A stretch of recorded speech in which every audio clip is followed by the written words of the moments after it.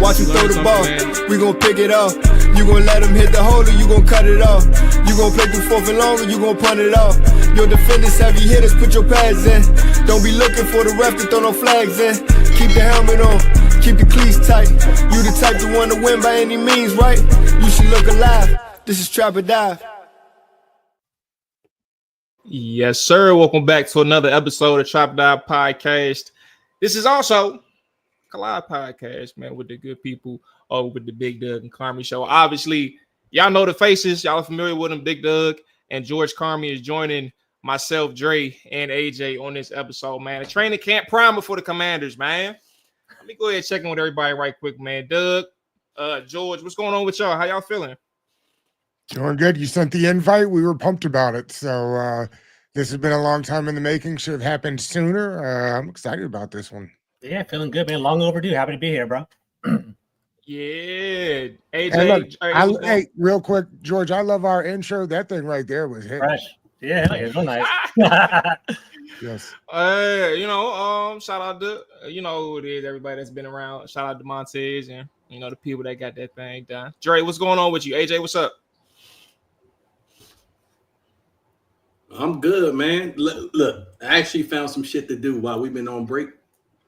I done got back into my Wizards. I'm in full basketball mode right now. You know what I'm saying? They done made me love them again, Maul. Like now I'm all in. You know what I'm saying? Well, Dre, you gotta be careful because you know I've been around. I've been around long enough to know how it's real easy for you, bro. It's a little different this time though. They've been making so many moves. Like the last couple years, it's been like, all right. You know, I know we're going to be in this little rebuilding state, this rebuilding mode. So I wasn't going to be invested in every game, but I'm paying attention to the moves. But now I'm loving what they're doing, man. They going out. They're actually kind of moving like the Commanders been moving these last couple of years. So fully invested now, even if they're going to lose, which they should. But I'm invested. Hey, you know what? I'm gonna let you have your, you know. I'm here with you when they doing good, but I'm my primary mob is the team that we talking about. I already know how you do, Maul. yeah. All right, fellas, man. Like you said, Doug, Big Doug, it's been a long time coming. I know we've always like behind the scenes tried to schedule some things together, so it's really good to kind of chop things up as we get into honestly first off a really good team, right? And after an impressive 2024 season. But also going into a second year where, you know, we're not talking about a quarterback situation anymore. It's all about other things and other storylines moving forward. Because this team does have question marks, but there's also things to be excited about, right? And then I think about the biggest concern on the table to date, right? Is let's kind of kick things off with the Terry situation. He's among several people, honestly, that you know is in a quote unquote contract year. You think about Marshawn Lattimore's contract situation. You think about Deebo Samuel's contract situation. There's a couple others, Laramie Tunsil, and other people that you know are kind of vying for the same type of respect from the Commanders or any team that's willing to pay them. Dre, your time has come. You know, you said what about a month, or I think you said you gave about a month to kind of figure things out, or that you think he'd be signed. Me and AJ took the over. I'm gonna toss the floor to you all. What do you all feel like as of July 7th, 2025? Where are you at with Terry and their ability to get this done? And then we can kind of transition into like the contract situation with him and others on the roster? Yeah, I mean, I'll start off. I think you see a lot of people within the fan base, other media outlets, and stuff of that nature from a local standpoint, saying that they're not necessarily concerned. A lot of fans, yeah, they're clamoring for it to get done and see that breaking news on the bottom of a ticker, um, and they're not really concerned, but they wanted to get done. I think that there should be legitimate concern. I think that people are not realizing that they've been having this discussion since the season ended.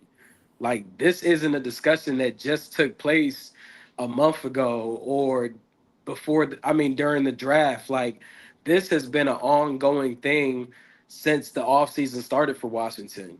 Like, they've been trying to sit down at the table and get to a fair number for both sides. But at the end of the day, during early stages of the offseason, some wide receivers got new deals.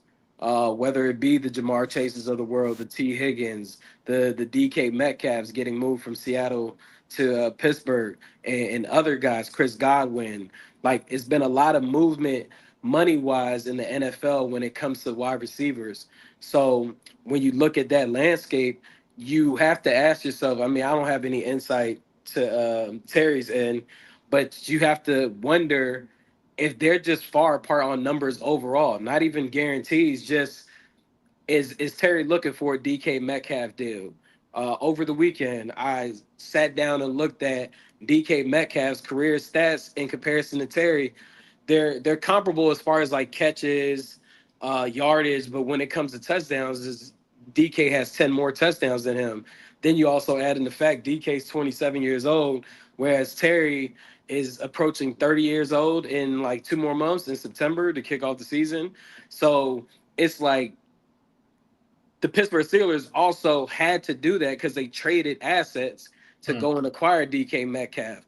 So now you're wondering, where is this deal truly going to fall into play? And I think that people should be concerned if that's, something that they're really looking forward to.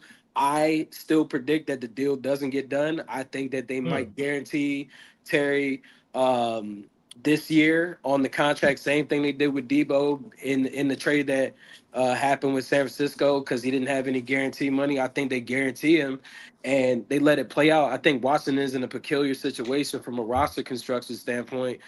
They need to get younger at wide receiver. So even next year, their primary focus probably in the first round is going to be wide receiver and then defensive end. And right now, they don't have anyone on the roster that has stepped up as far as like a young player like a Luke McCaffrey to say, hey, we can bank or we can continue to develop this guy to be a possible number 2 or number 1. We really have to bank on veterans. So the offseason next year is going to be heavily dedicated to free agency market or draft at that position. And I just don't think that they look at Terry the same way that the local area looks at Terry. I think he's a solid player, but he is not worth $34 million a year, and that's just my opinion. First of all, real quick, if you didn't know, George is taking notes, so be careful because he's not going to play. He will come back and be ready. I was collecting my thoughts. Yeah. I seen him on his Brian Gumble. Exactly.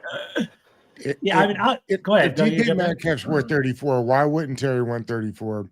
Why would his agent look at the wide receiver room and say, you're trying to win football games? Are you not going to pay him? They've got to pay him. Debo comes up next. So this idea that they can play this game, I think is dangerous. It reminds me of what the Bengals have tried to do. I don't think that's what they're going to do here. I am curious, man, maybe nobody knows, but when did they sign Ayuk? That to me, like you talk about when Terry got his deal last time, it doesn't matter that those aren't these people. So I'd be curious to know when Ayuk got his deal. I think it was kind of late. Real late. And that's what I'd be concerned about if we're getting close to that date and nothing's happens. But listen, I've always said I think 3 years, 90 million with 60 guaranteed, or 98 million, whatever gets them close to 34. My understanding is that it's the guarantees, right? The guarantees are where they are far apart. And I'm sure he wants 3 years before he get back to the market. But I don't know how you can tell everybody that you're being serious and not sign Terry. I could jump in. I think I like what AJ said. I think the offseason affected the market, right? We're seeing all these different wide receivers. Jamar Chase reset the market with the wide receivers. We saw DK Metcalf get a deal. We saw Mike Evans get a deal. And I think the parameters for where Terry McLaurin's going to fall is going to be DK Metcalf or Mike Evans, right? Mike Evans has a more proven track record. He's 8-10 years of straight 1,000-yard seasons. He's produced more at a pretty inexpensive contract. So I think he's going to fall there. You brought up a good point, Doug. I think Adam Peters with the 49ers, they tend to drag out these contracts. We see it with Brendan Ayuk. We saw it with Deebo Samuel. We saw it with Bosa. Like, they take a long time dragging things out. I think he's taken that mentality and bringing that over to Washington, D.C.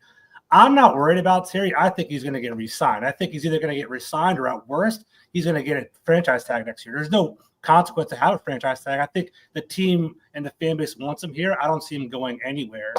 In regard to that, I think with contracts, I think they have like a parameter where they want to sign him. Like, I think he's a $30 million wide receiver, but I think they're just nailing out the nuance now, the guarantees, the money during the third year, how that money's going to break down over 3 years. I think that's kind of where they're at right now. And then finally, I know you were talking about DK the past couple of days. AJ, do you think DK is a better wide receiver than Terry McLaurin? Do I think?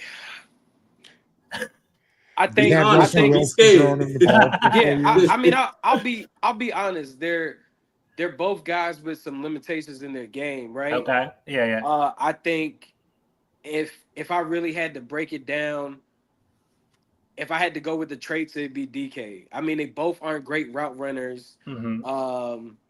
But at the end of the day, I can't teach DK's size and his speed, Mm-hmm. you know? Yeah. And we also have to factor in age. Like, I don't think that DK is an elite wide receiver, but if I had to pick between the two right now in July of 2025, I would rock with DK. I got you. I mean, and that's not to, poo-poo on Terry. I just think that DK has better traits to him. If we were breaking it down, a different guy that was like a route runner, like specialist, I would still take that guy over them. But they're so inefficient. Okay. Like it's just like, DK's like 6'4", 6'5", and Terry's like 6 feet, and they pretty much kind of do the same thing, just look different. Hold on. Yeah, I was gonna say. Hold on. That big. Now, what? He's 6'4", 6'5", but I don't think there's. If I had to like sit down and actually do this instead of like a live show, I don't know if I can name 5 better receivers that's like as tough in the one-on-one situation than Terry. And DK ain't gonna be in them. He ain't gonna be in them, boy. He ain't gonna be in that. He ain't gonna be in them 5. Yeah. He ain't gonna be in that. He ain't gonna be ahead of Terry. So like I don't, and I say that because I don't see anything that DK does significantly better. Like they both are decent at yak. The only difference between Terry and DK after the catch is that DK is more physical because he's strong as shit. Mm-hmm. But they both get yak. Like I don't know like what the only thing that separates them would be at the catch point. Like DK ain't super strong at the catch point, and the fact that he's 6'4", 250, he should be. Yeah, he comes off as a one-trick pony to me, for real. I feel like DK Metcalf is a vert wide receiver. He's physical wide receiver, but Terry's more of a diverse route runner. Speaking of yak, I kind of broke this down a little bit. So Terry McLaurin averages 4.5 yards after the catch. DK Metcalf 4.1. Drops, Terry has 24 drops on his career. DK Metcalf have 37. Drop percentage, 3.3 for Terry McLaurin, 5.1 for DK. Interceptions thrown, when the quarterback throws the ball towards a wide receiver, 15 to Terry, 17 to DK Metcalf. More receptions for Terry, more yards for Terry. The only thing that's touchdowns for DK Metcalf. But for me, I think Terry's a more well-rounded wide receiver. What, DK has 48 touchdowns? Yes, 48 to 38. But then he played with Russell Wilson too. Russell Wilson for Seattle too. So look, anything's ready, boy. Like go for it. I told you he was taking notes. I don't want to. But I also want us to remember that DK was also playing alongside a Tyler Lockett. Yeah, he's a good player. So it's like it's not like he was being force fed the ball either. Like it was him making plays, whereas Terry has been the best wide receiver his entire tenure with Washington. They haven't had anyone and didn't have a remotely Russell close. Wilson But quarterback. he still ain't been force fed. Yeah. Right? He don't get that many receptions. I shouldn't have done this with ice in my mouth. I'm sorry. You're right there. You're right. Exactly. You're right, Jamal. You're right there. You're right. Yeah. It's a But hot take. I mean, I don't. So I guess before Dre goes, are we sitting here saying that the same contract that DK Metcalf received is the same contract if you were Adam Peters, you'd be willing to give him today to sign, like Terry McLaurin to sign? I'll be quick with mine. I'll just say I think it's important to note part of this conversation was asking if you thought DK was better than Terry. And I disagree with that. The question from a financial standpoint does come around like how much are you willing to pay? Like, what is the cap? Like from an AAV standpoint, what is the cap? And truthfully, I don't know what they're thinking, which is honestly none of my business. And I'm not even stressed out about it in real life. I do not care. Like, that's not my business. But if there was a number that they got, like if there was a deal and I said, oh, they did too much, I would say 34 plus would be that. But again, ain't none of my business right now. I don't care. Get the deal done and we can worry about the rest later. Can I throw something out there? What is too much? And like, why does it even matter, right? Salary cap's blowing up every single year. Netflix deals going on, Amazon going on, like everything. And I think the salary cap can be bended at any given point, right? Does it really matter 33 versus 35 in your opinion? Anybody on here? Actually, and to your point, he got paid a 3-year deal a couple years ago. And how bad did it hurt Washington in? I mean, like today, I don't think that. Yeah, plenty of salary cap money. It may be a flawed argument, but I'm just saying, like, still 3 years later, like certain deals just don't hurt your team, bro. Yeah, but I mean, now it's bumped up to, I think at the time when Terry signed his extension, the wide receiver market was around like the 23, 24, 25 range. Now you're talking about 34. Like, yeah, the salary cap is going up, but do you expect him to project to do better than what he did last season as far as touchdowns, receiving yards? Like that's the key element here. Also, when you add in a Deebo Samuel, who also needs a deal. So if Deebo does what you project him to do in the trade that you made, it's like you're in a peculiar situation with the other guys that we mentioned, the Marshawn Lattimores, the Lermy Tunstals needing new deals. Frankie Louvu goes into his last year of the deal next year. Tyler Biadasz, Dorrance Armstrong, like you have because the roster was so effed up, you got a lot of guys coming up on their last year of their contract. So that's I think that's what is going on. I ultimately don't know what happens. I put some tweets out there. I would trade Terry for TJ Watt if that was feasible. Like I would just move on. But you know, I know that San Francisco also wanted Terry McLaurin in that deal for Brandon Ayuk, and they said no. So, well, it was just 3 months ago that Adam Peters was on with Kay Adams talking about Terry McLaurin's going to be here for a long time. And what you never hear is GMs going on anybody's podcast and talking about a player and how long they may or not be on the team. There was literally no reason to say that. So I'll take him for his word at it. Dre, you got the last thoughts on this. And let's get to some of the other contracts out there. Honestly, I don't have anything else to add on Terry. I think we touched on everything. I'm not going to add nothing new to this conversation. Say no more. Yeah, I'm good. So now you scared because your deadline that you set. No, I work in the contract world, AJ. We get extensions in the contract here world. We go. Oh, my God. All right, so look though, how are we feeling? Like we mentioned Tunsil, Lattimore, Payne, Deebo, B-Rob. I think I'll give y'all the floor. Like, what do y'all think about like the of those groups, like or of those names, like which of those people in that group is like the priorities versus somebody we can like pass off for a year or two? I mean, it's got to be Tunsil, right? I mean, just the assets given up to acquire him says it's Tunsil. I would agree. So so going into this conversation, I think it's Laramie Tunsil is a free agent next year. We have Deebo Samuel, Marshawn Lattimore, Deron Payne, Brian Robinson. I think if you rank them, Brian Robinson probably the lowest on the poll. I don't know how you guys feel about B-Rob. I know we're going to talk about him later on the show. I think he's a pretty solid running back, but he's a replaceable running back. He can definitely go a different direction with it. Lattimore is the key, man. If Lattimore is actually legit, I think he can elevate our team to like a championship level. It can be very competitive, but I just don't know where he is. We played, 2 games in the regular season, got cooked in the playoffs. I just don't know where he's at there. He had some feistiness to him, but he seemed to be injured, seemed to be taken over by A.J. Brown. I don't know about all that. I think Laramie Tunsil, you have to lock him up. If you're going to trade all those assets, a 2nd and a 4th round pick for Laramie Tunsil, you got to lock him up. I mean, it's a waste of money if you don't do that. And then the question that Doug keeps on bringing up, and I agree, is what are you going to do with Debo? And Adrian kind of hit on this too. Like, are you going to sign 2 big wide receivers? You're going to sign McLaurin and Debo to large deals going into next year. Is that financially responsible? Got to figure that out. Yeah, I mean, I think Tunsil definitely, he has 2 years, but the following year is no guarantee. I think Tunsil gets an extension before regular season, before week 1.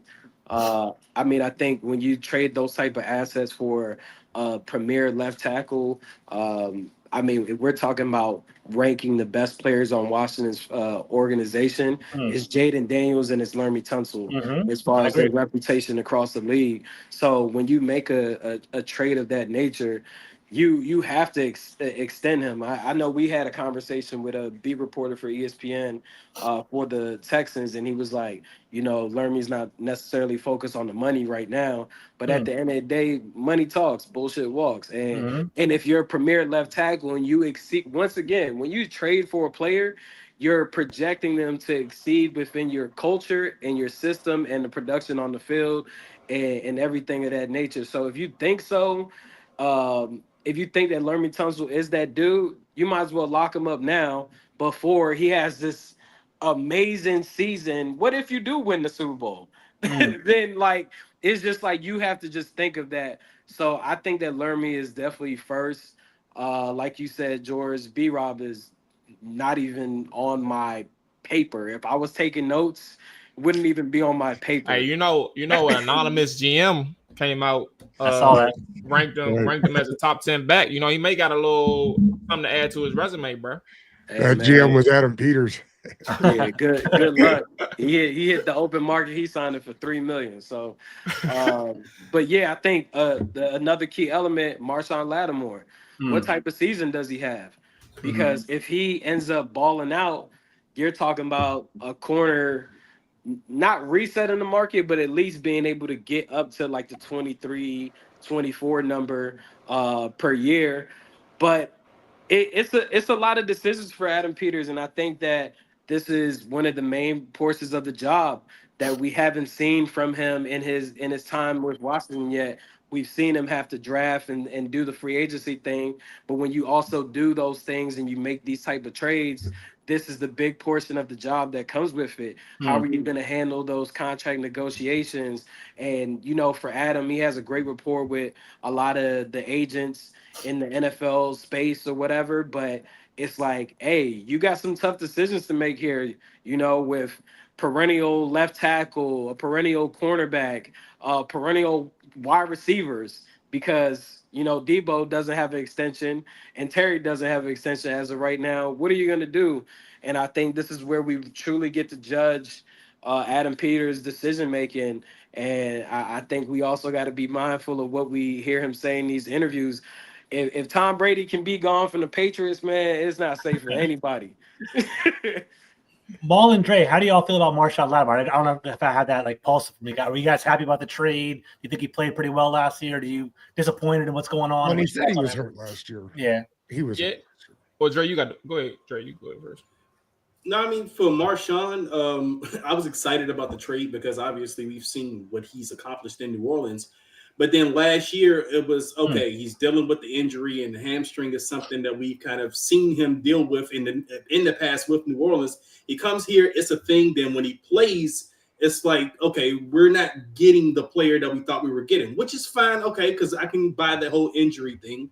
But then I was a little, honestly, I was a little off-put by the not showing up to OTAs, whatever. Yeah. And normally that's not a big deal to me. I really don't care. But just because of what I saw from him last year, it just made me feel like, all right, are we getting a dud? Like, did New Orleans sell us a lemon?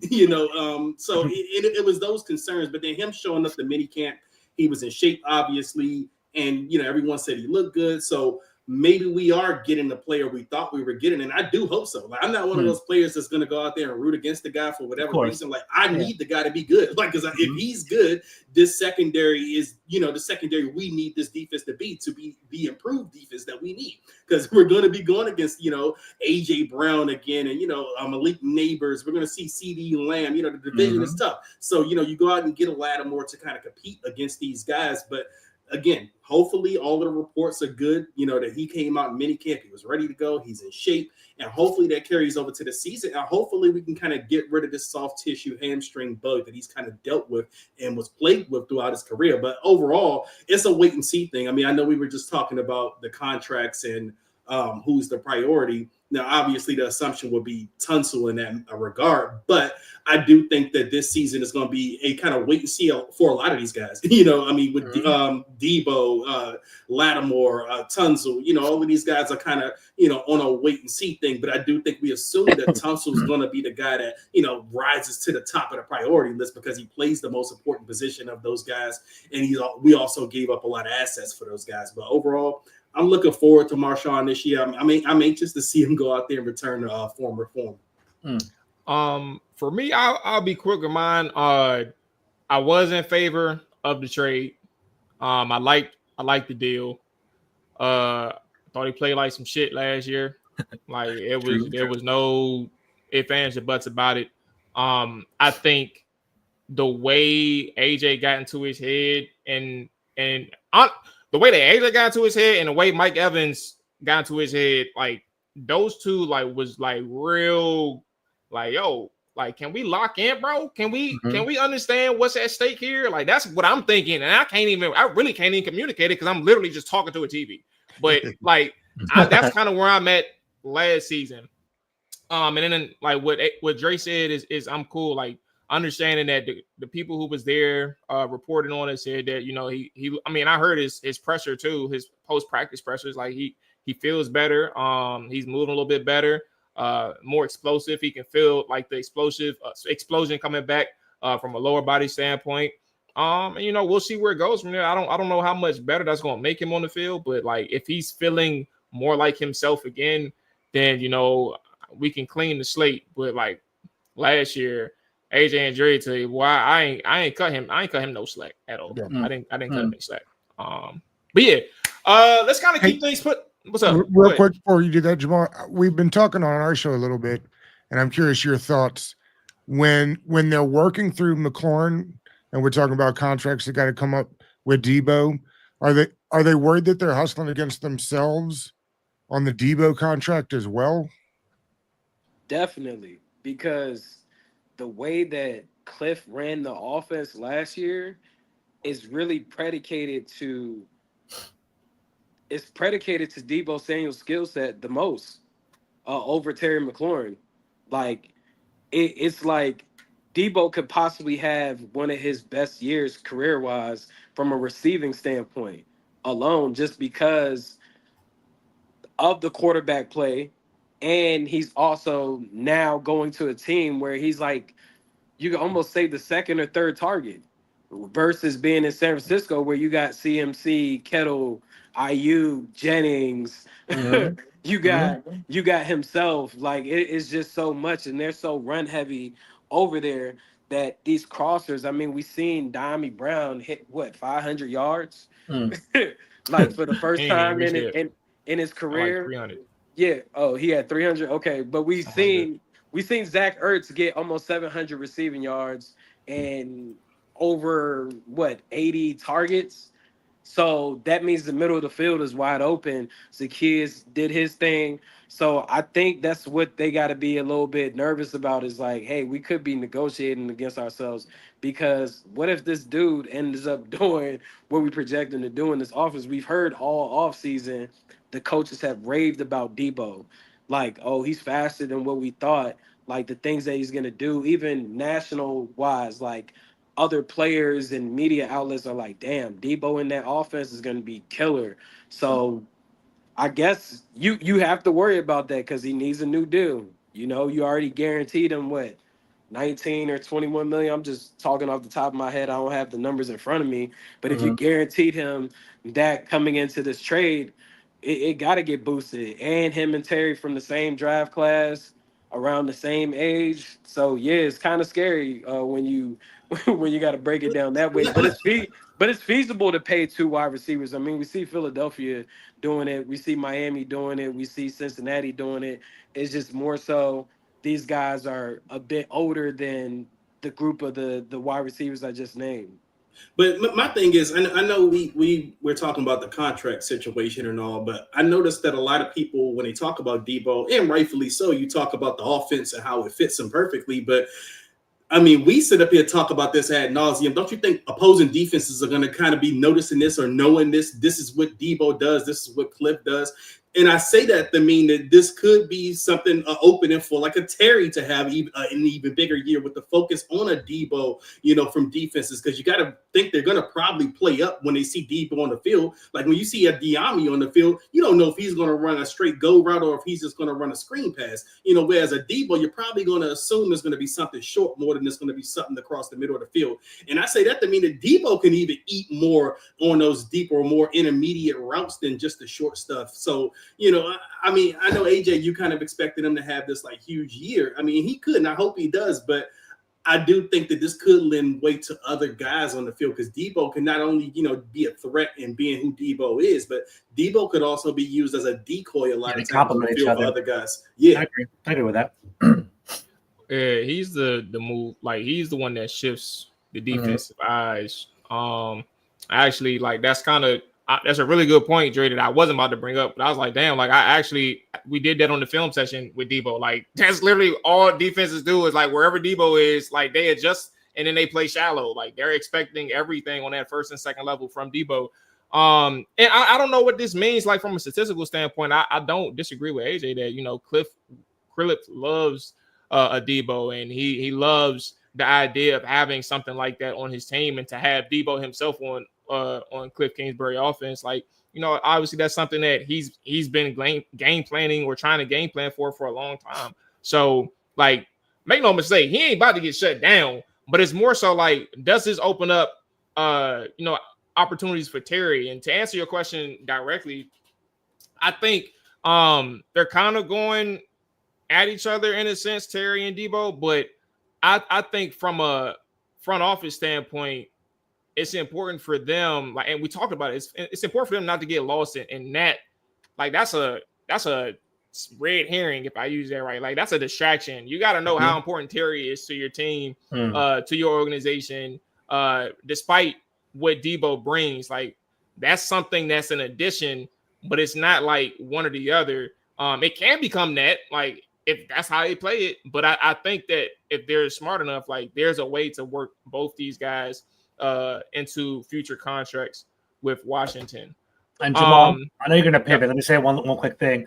I think that what Adam Peters has done is make the roster very flexible. Like there's all these players on 1-year deals and remaining 1-year deals of Tunzel and Lattimore and Payne and all that. I think depending on who performs is going to get paid, right? Like Lattimore might be gone next year, Payne might be gone next year, and with that extra money, they can use it on Samuel if it's the ground running. I think there's potential there. So I don't know. I think that's honestly, that was one thing I was going to touch on, but like we can actually save that conversation because that's actually a large conversation of the 1-year deals and roster construction. We can save that for another time, especially if we get another collab show going. But from B-Rob, we briefly touched on Brian Robinson and his contract situation, but like from a running back standpoint, I mean, it's B-Rob, Austin Eckler, your top two that you running it back with. You still have Jeremy McNichols, but you bring in Bill Merritt or Bill Crosby Merritt and Chris Rodriguez. Bring back Chris Rodriguez, excuse me. Like, where does B-Rob sit for the group? Minus AJ, I guess, because he kind of gave his hint. But yeah. But Doug and George, I want y'all to go ahead. Y'all got the floor first. Like, where does B-Rob sit in y'all mind? And is there any people behind him from a depth standpoint that can push for his time? Go ahead, Doug. You got it. George knows I'd speak about this too much on our show. I think Bob from the 7th round leads the team in touches somewhere in the middle of the season. I don't think they've had anybody quite that explosive in a long time.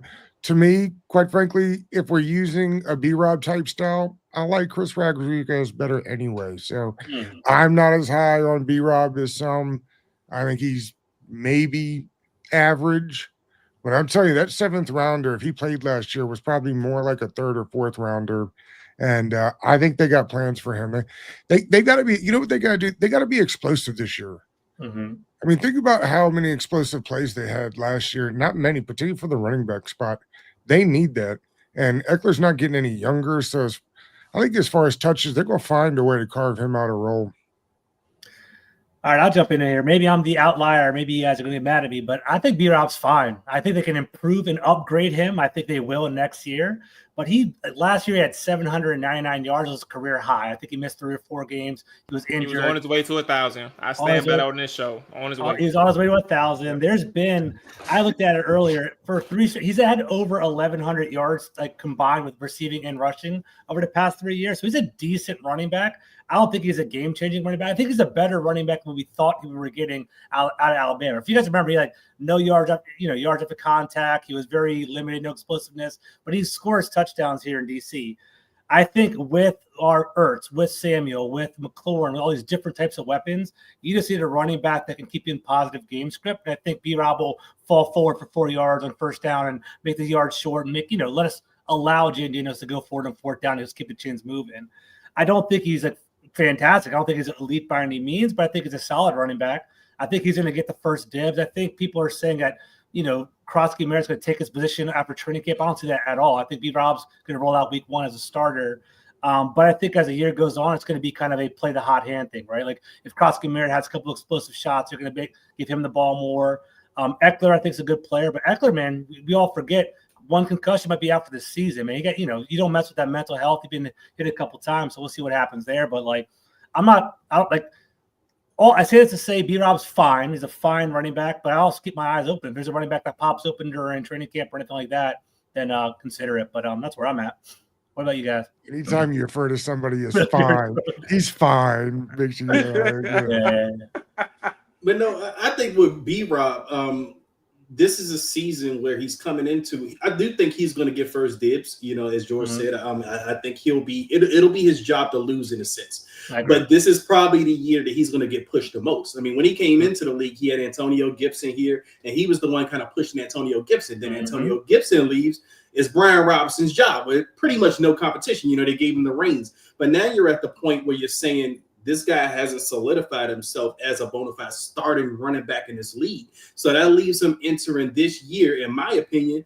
This is the biggest season of his career because this is the season that he has to fight for his future. And what is that future going to be? I mean, I don't think he's not going to be out of the NFL by any means. But I think we're talking about what is his role going to be going forward? Is he going to be a starting running back in this league? Is he going to be viewed as a starter in this league? Or will you just start to view him as the Peyton Barber type of running back when you're talking about the running back by committee type of guy? So, this is a big season for him because I do think that he has to hold on to the job. While it might be his job to lose, I think they finally got somebody now in here with a build, even though you don't put that kind of expectation on a 7th round pick.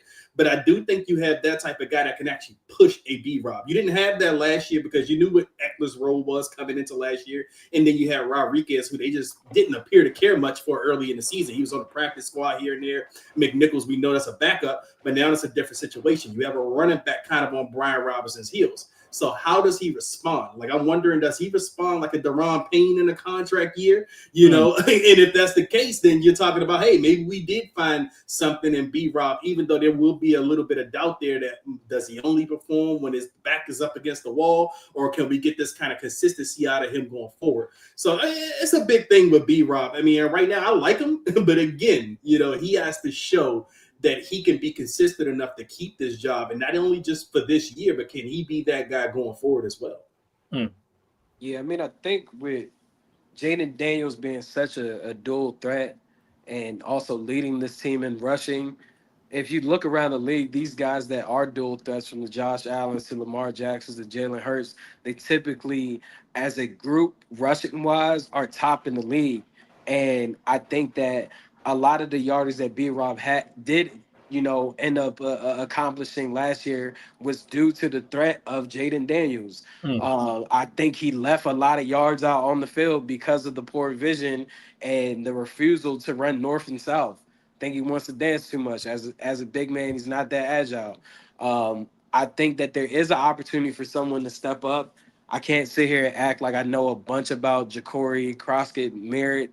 I hate the fact that Bill is even this nickname. I don't even understand that shit. So I refuse to say Bill. But I mean, I think when you see the limited footage of him, from what I've seen, you do see explosiveness there. You do see someone that could Jump possibly, cuts, yeah. you know, Sorry. yeah, he could possibly break a 40-yard run, a 60-yard run. You don't have that currently in your backfield from any of those guys, whether it be a McNichols, a C-Rod, or Eckler, unless it's just like someone, it's just like a blown play altogether. That's the only way that that's going to get accomplished. I mean, B-Rob had he had his longest run of his career this year, which was one of those type 40 of blown plays. Yeah, I think it was against the Giants. And Titans. oh, Titans, yeah. Yeah. But it's like if that type of play doesn't happen, he's not gonna break one. He's not gonna get long yardage or whatever. So I think that the running back position is something to pay attention to in these preseason games. I think if Ja'Cory can go ahead and make a name for himself during the preseason, because he's gonna be able to get a lot of those carries. I mean, it's gonna be down to him. McNichols, is Wiley still on the Wiley. roster? Yeah. And Wiley. C-Rod. So Ja'Cory's gonna get an opportunity to show what he can do in between the tackles and outside. And we all know, Washington has had a situation like this in the past where Alfred Morris came in as a late round pick and was able to take away that job. I think it just boils down to, who's gonna truly be coachable and who's actually gonna make plays on the field. I think B-Rob probably gets the nod, but that just may be by committee. I think it'll be who has the hottest hand during the game, because I could see the frustration that the coaching staff was having with B-Rob towards the end of last year. Before the playoffs, they were really like, "Hey man, what you doing? Just keep running north and south." So we'll see, but I don't expect B-Rob to have this breakout season. I think his deficiencies in his game still exist. They're not going to change. Good luck to him on his next journey. I don't think it'd be here in Washington, but yeah, I got a strong opinion I think on B-Rob, and I think my boy Doug is with me a little bit, but maybe not as aggressive with it. But he's just a running back. He's just there. He's just a jag. That's how I truly look at him. He does nothing good, in my opinion. He doesn't even run block good at his big ass size.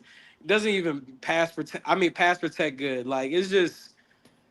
It's just a position that I really had hoped that they were going to be able to upgrade sooner in the draft, not necessarily seventh round. This was a year to do it, to get a running back early in the draft. But that's what happened with the Lattimore trade. We gave away our picks. That's what happened. Yeah, I don't know, man. I think who is this that said this? Mr. Makeaway said it that I agree with. We like B-Rob, but we don't love him. Everybody's not in the we like part. I get that. I'm cool with that. I'm a part of I like B-Rob. I have no problem with him. I understand last year things changed for him when he started getting nicked up. I don't know exactly what all went in terms of the physical, the actual physical traits and the mental trait. I don't know. I have no idea. But I also know that B-Rob was always a physical runner. He was always among the top guys who had excellent contact balance and didn't go down off the first hit. What he was a rookie in 2022, I think, or something like that. And for every single season leading up to 2025, it was B-Rob getting every yard, every 1 or 2 or 3 yards that he gets. It was because he had to initiate it because the offensive line was trash. He's getting hit at the line of scrimmage or behind the line of scrimmage and getting those tough yards. And there would be some times where he would get you like your 10 to 12 or your 20 here and there. I've always said that B-Rob was a guy who, speaking of the 40-yarders, I said he's the guy who can break one for 40, but he ain't gonna get you more than that. And it just so happens the couple that he did hit, one was against the Giants. That's the one that you was thinking of. He didn't score on that one, AJ. But then there was the one against the Titans that he scored. Both of those were from 40.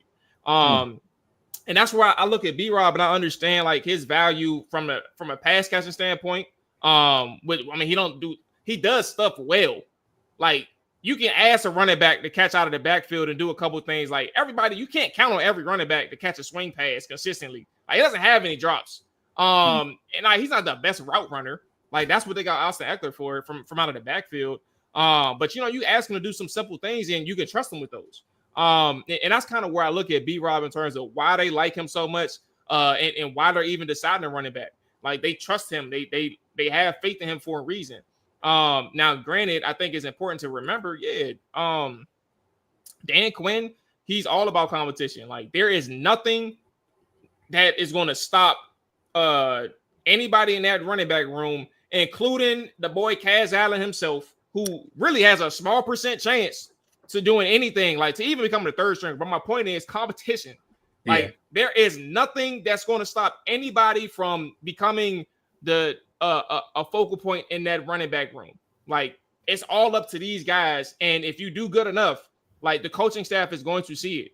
And I think that's a testament to why B-Rob is still around, but also why they chose to, let's get a running back, right? But like if our guys aren't there early, like in the rounds in which we see the value in them, like, okay, let's get JCM in there and give him a shot. And I think for B-Rob, that's all he needs. Like he needs a shot. They're giving him a shot. But also like, don't be naive. Like the competition is still behind you, bro. And I just think that B-Rob is in a good situation, whether it's for here or for moving on elsewhere. I don't think he's a starter moving forward, but I do think that in a rotation, he adds a lot of value to your team. Well, don't forget, James Conner was the running back for Cliff Kingsbury in Arizona, right? Like, so maybe by the fact that they didn't make a move, I think kind of tells you everything they feel about either the scheme or B-Rob. But do we? And to be clear, I meant one thing. You got it. I just meant when I said starter though, just for clear, I meant 3 down back as in starter. He's not a 3 down back. He fits in the rotation. But I was just gonna say, do we think that they kind of stayed pat on a B-Rob because they really like B-Rob, or they just have more pressing needs but not a lot of options to kind of move forward from B-Rob this year? That's kind of what I question. I think probably the latter. I think the latter too. I think they basically saw Trey Amos, they saw Conley kind of fall in their laps, and they went that direction. And basically, that's why they stuck with B-Rob. I think AJ kind of mentioned it. I think B-Rob is a pretty solid running back, but there's a lot of missed opportunities, right? Like there is more opportunities, more explosive backs. We don't have one on the roster. You can't solve all the issues in one offseason. And I think they kind of fell with B-Rob as a running back this year, in my opinion. But why? I don't see them in any situation, even if you with that being the case, I don't see them in any situation cutting B-Rob before the season starts. Oh, absolutely not. Absolutely. And what I mean by that, and why I pose, of course he can. But why I pose that question, why I said that though, is because like even with them having an opportunity of drafting somebody higher in the draft, they still could have went out and signed a guy. If B-Rob was a person that they didn't really care for, like they could have found somebody in the draft. I mean, in free agency, because running backs are really like they're out there. Like it's not impossible to find a guy to bring in. So that's why I say like even if there was somebody out there that they like more than B-Rob and they just so happened it didn't get him, it wasn't like they was going to cut B-Rob anyway. Like he was going to have that opportunity. He wasn't about to just fall to the wayside like off rip. So I just feel like they have their reasons for keeping B-Rob, and it's not all because there wasn't. They couldn't get their better options. Yeah, I think it's one of the position groups that you have to pay close attention to when it comes to the waiver wire when teams make that cut, because I think there's some movement that could happen there. I mean, they brought back the entire running back room. The only person they added was Ja'Cory. So it's like you seen what you got from that group. I just think that it was the comfortability and just seeing like how this all plays out, because someone someone's gonna have to be, or not even someone, two people from that group are gonna have to be inactive on game day. Like if you bring everybody back, who are you making inactive? Because Jeremy McNichols plays special teams. Austin Eckler has played special teams. I mean, George, you brought up the concussion situation. Are they gonna allow him to be back there as a kick returner? Yeah. Don't know. Chris Rodriguez, he attempts to play special teams. B-Rob doesn't play special teams. Ja'Cory can get an opportunity at special teams. So it's the interesting dynamic is like who makes the final roster, who ends up being active on game days. Because that you didn't necessarily have that situation last year. You started not started, but you had three of those guys active most of the season, and then C-Rod was on practice squad. Now, are you willing to possibly lose them? Like I don't know. So it's definitely going to be something of interest there. That's a solid point. To my counter, AJ, is I think three of them are locked up though, man. I think B-Rob's locked up. I think Eckler's locked up. I think who am I thinking? Ja'Cory, I think they're locked up as well. So those three are locked up. So they're going to be looking for a fourth running back potentially. Like, I don't think Chris Rodriguez is special. I don't know if you guys feel that way. I think he's. I agree. I think it's a kind of a jag kind of player. He's a solid player, but he's a dime a dozen. You can find him around the league kind of player. I think it'd be nice to kind of have someone more explosive, in my opinion. So maybe they go that direction with that. You said McNichols on special teams. They might want to keep him there, but like I just don't know if they're really chasing after running back. In my opinion, I don't know. And Debo could be a kick returner this year. That's true. He did it at San Fran last year. Yeah. Yeah, Jalen Lane got McCaffrey too. I know you guys don't like McCaffrey, but that's another potential back there as well. I like Luke. I like him, George. Okay. I like Okay. Let's kind of tie like this one question together. I think it kind of goes hand in hand. Like the success of 2025, like what does that look like in your opinion? I think it's a good time to also play this conversation. It's a little lengthy, so I'm gonna try to. I ain't gonna play the whole thing. But Cam Newton speaking on one-hit wonders, and similarity between him and RG3. I don't know if Cam, because this would be my first time hearing it. I don't know if Cam is necessarily suggesting that there's a sophomore slump on the way, but I would love to hear how he influenced the conversation online. So let's play a clip from Cam Newton's show, Funky Friday, and then let's kind of talk about the success and obviously Jaden Daniels too. Fear Jaden Daniels could be a potential one-hit wonder? Nah. What makes him different? I think he loves the game too much. But speak to me like from a DMV. He loves the game too much. You got people that don't love the game. Mm-hmm. They love what comes with the game. That boy loves the game. Like he just loves the game. Like seen a lot of success as a rookie season. I worry about that with our most like CJ struggled a little bit the second year, but the line was a little. But I'm gonna say it in this way. There's nobody who had the game in a chokehold like Robert Griffin III. but RG3, bro, I have to tip my hat to him. One of the GOAT rookie seasons. No, for sure. Yeah, absolutely. So I see that same thing happening for Jaden, and as being in that community, do you fear that? I mean, I think you always fear. Like we got PTSD of not winning for so long, so it's like we don't even know how to have good things. We don't know what it's like to be like having 5 primetime games this year. Like we don't know. Like so, it's like there's a reason why. You know what I'm saying? And this is the kid from LSU, but so we like, damn, like okay, when is the honeymoon over? Like you know what I'm saying? It's easy to think like that, but I gotta believe in like the new organization and new GM. They got plans for the new stadium, so like we going in the right direction. We trying to right them wrongs from all them years. I ended up playing the whole thing unintentionally, but it worked out in our favor. I don't know why Cam thinks that that's in play, or the way he said it and didn't elaborate. But the floor is yours. What do you all think about 2025? And then obviously let's kind of merge the Jaden Daniels conversation into that. I think. I was just saying, I feel bad for Wale because RG3 is his buddy, so to like have to like he didn't come right out and say RG didn't love football the same way that Jaden did, but it kind of came out and sounded that way. The things we know this, the things with Robert are totally different than what we're doing now. And also while we're at it, I'll take the CJ Stroud slump year where they make the playoffs and win a game, and I think he's over 4,000 yards. So not sure how that equates to a slump year, but I'd take that when I don't. This kid does too much. I think he's right. He loves football too much to not be putting in the work. I mean, they sent all the verbiage to his quarterback coach so that they could make sure that everybody's speaking the same language while he's not in town. Like little things like that add up, and I think it's important. Yeah, I think Cam's just trying to stir the pot, get Funky Fridays out there so we can see his outfits. But I mean, I think when you look at Jaden Daniels, the football player, and also off the field as far as the work that he's doing, where's the true weakness in his game? And I'm not saying this just because, we both do like a Washington Commanders podcast and I'm a fan of the team, but I really can't sit back here and say he has a true weakness. He could throw the ball anywhere on the field.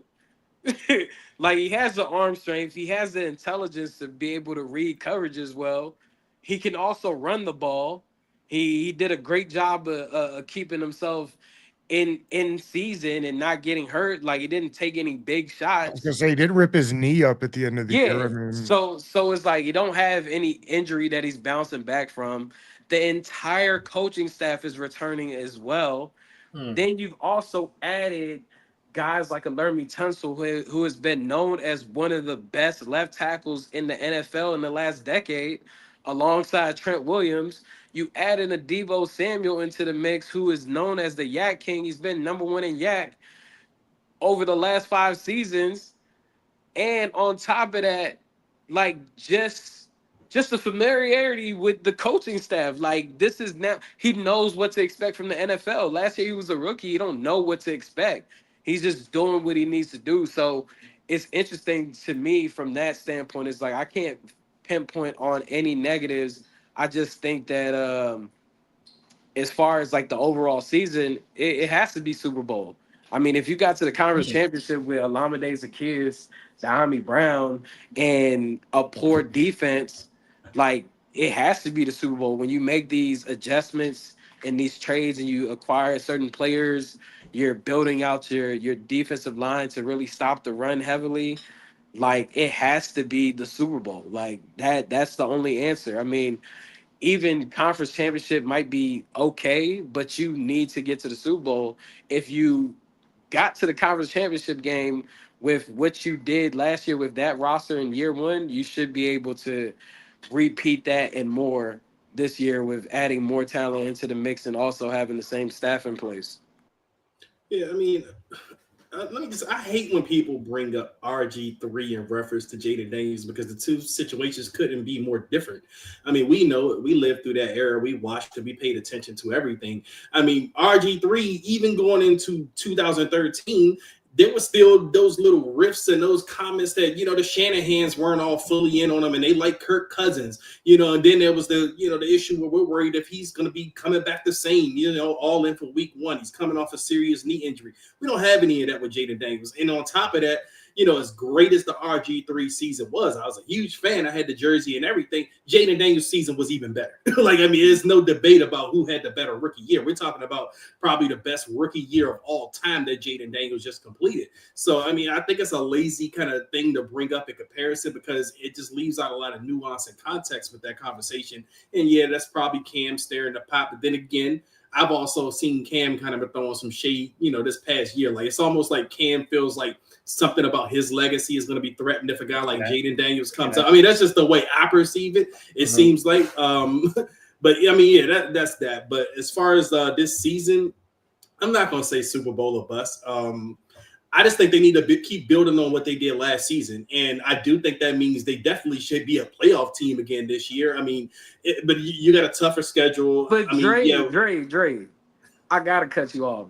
keep building on what? If like you got It's to the year conference 2, championship, AJ. the Super Bowl. If we don't go to the AJ, if we don't go to the Super Bowl this year, are you going to talk about Jaden Daniels in year 2 like you talk about Lamar Jackson in year 7 or 8 or whatever I'm gonna year say he's in? I'm gonna say the overall season for the team was a failure.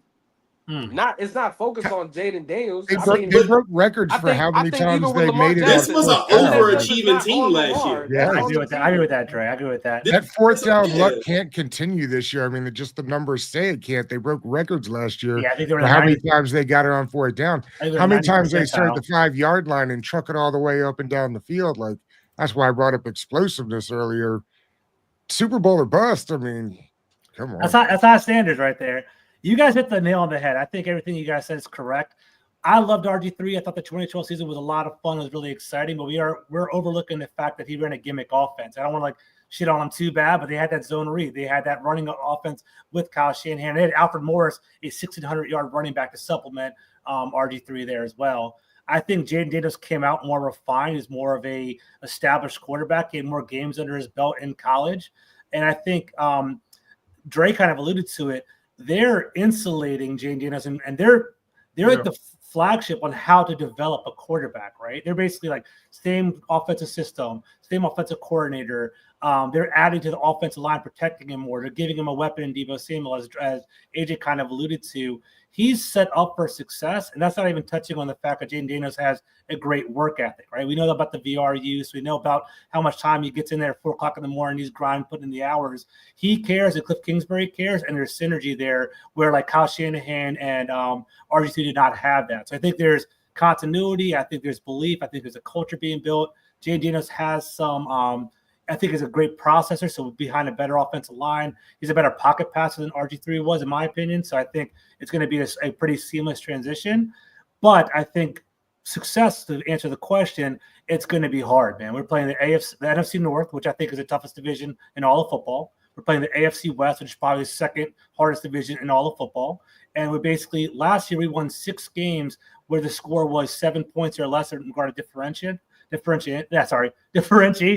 So, like, let's say if we go 3-3, that's 9-8. We basically that 12-5 falls to 9-8. It's a completely different outlook, right? So, all the bounces kind of went our way last year. I think we might be a better overall team next year, but things might not work out. So, I'm hoping double-digit wins, 10-7, 11-6, something like that.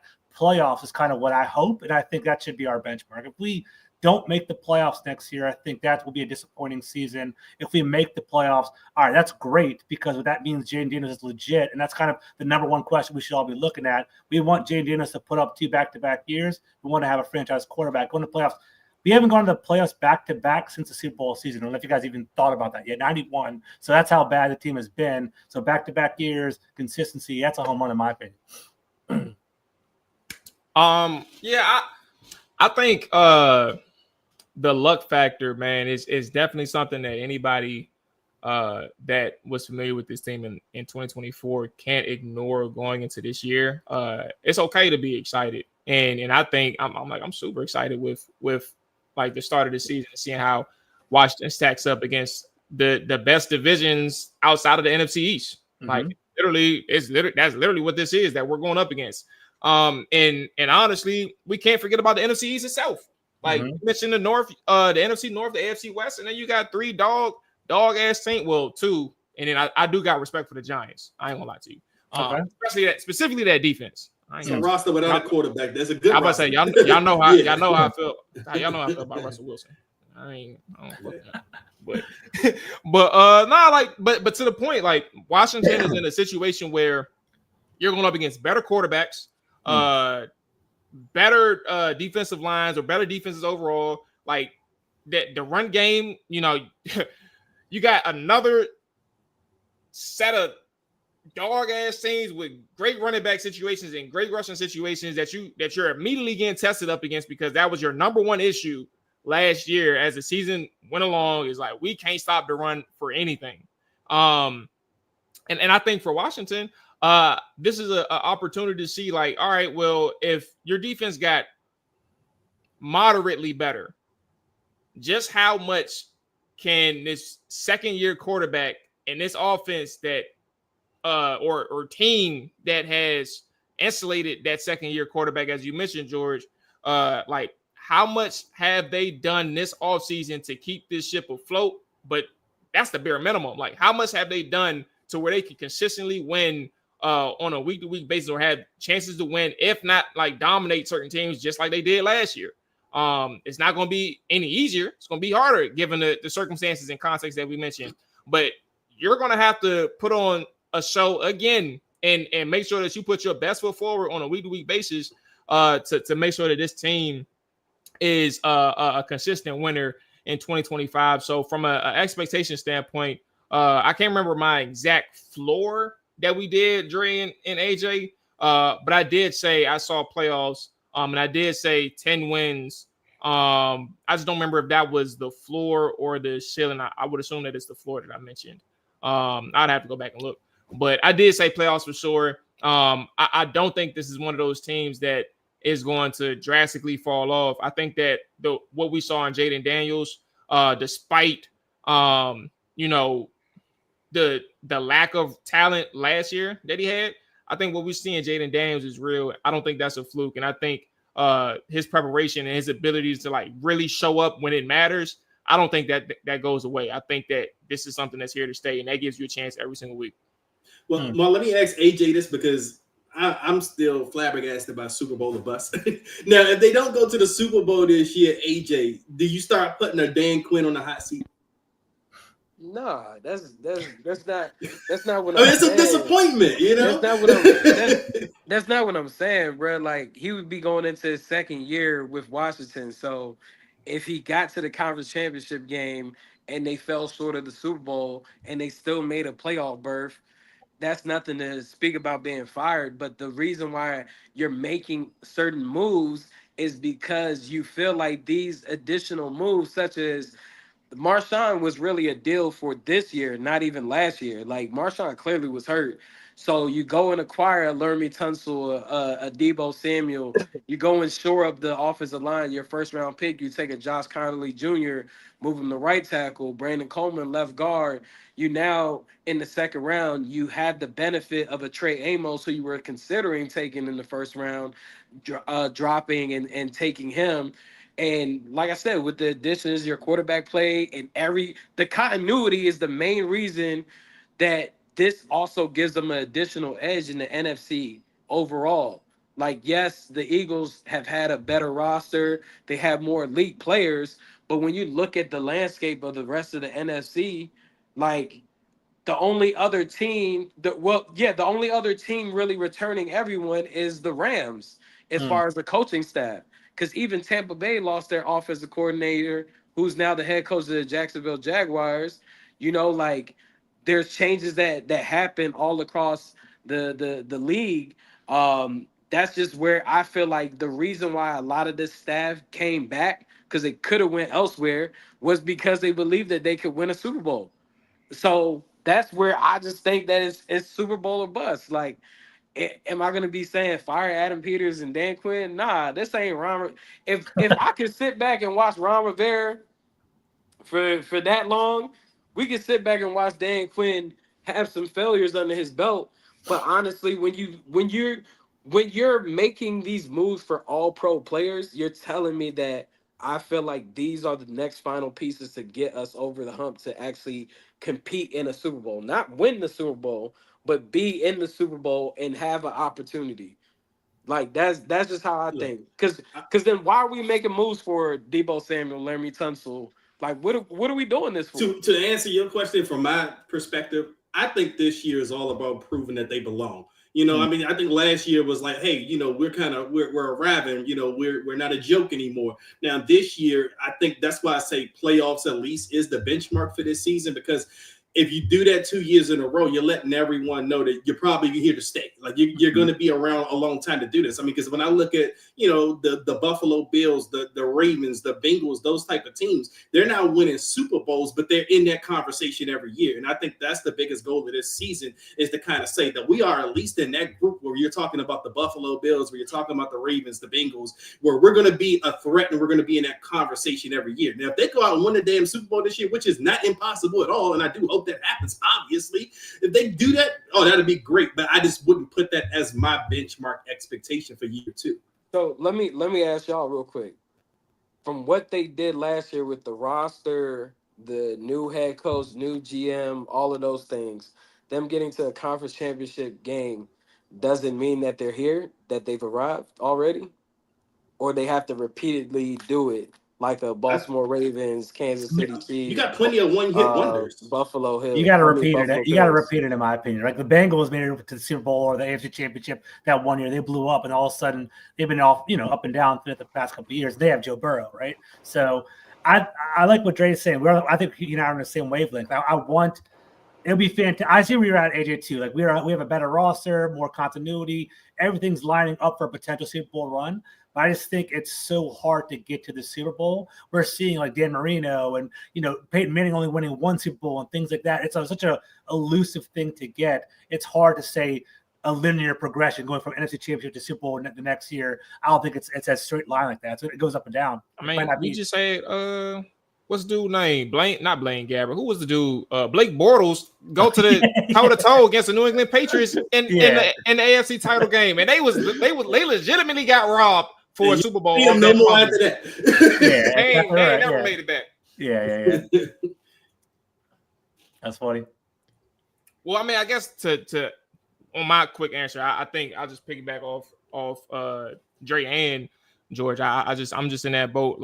I don't think it's as linear. I think every season is honestly itself. And you can't really predict how the playoffs ends, but the indicative of success is being able to give yourself a chance by getting to the playoffs. And I think that's what is indicative of a good team is how you do on those 17.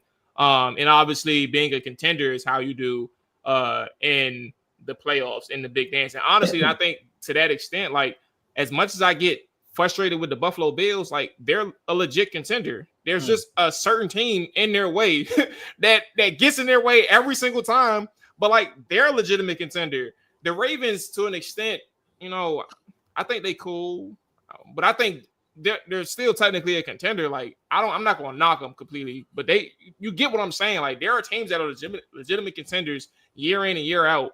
And I just think that's kind of how you should view it. And honestly, like Detroit, if they wasn't banged up this year, they have a better shot of doing things in the playoffs. And obviously that will be at the expense of Washington because we played them in the second round. Like who knows what that game would have looked like if they were at full strength.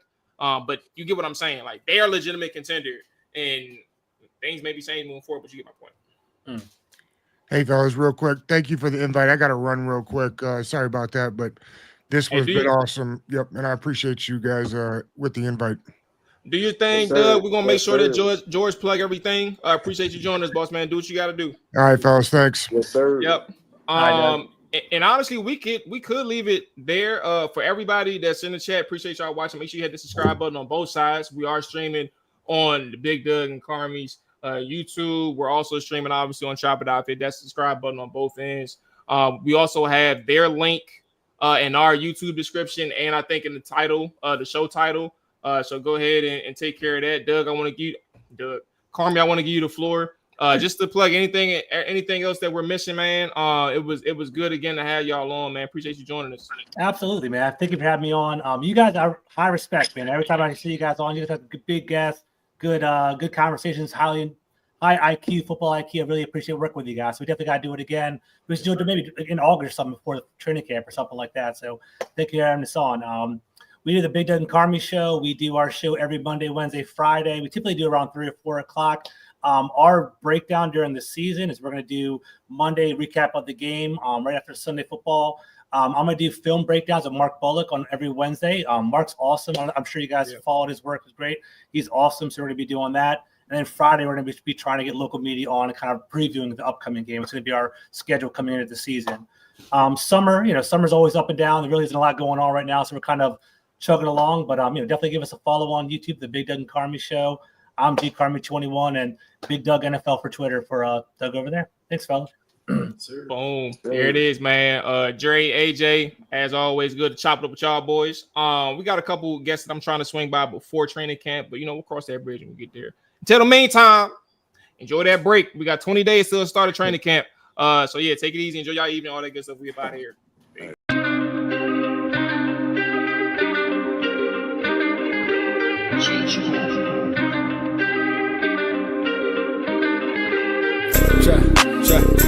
Chop it down. Chop it down. Chop it down. You gon' chop it down. Chop it down. You gon' chop it down. Damn, set. Watch you throw the ball. We gon' pick it off. You gon' let him hit the hole or you gon' cut it off.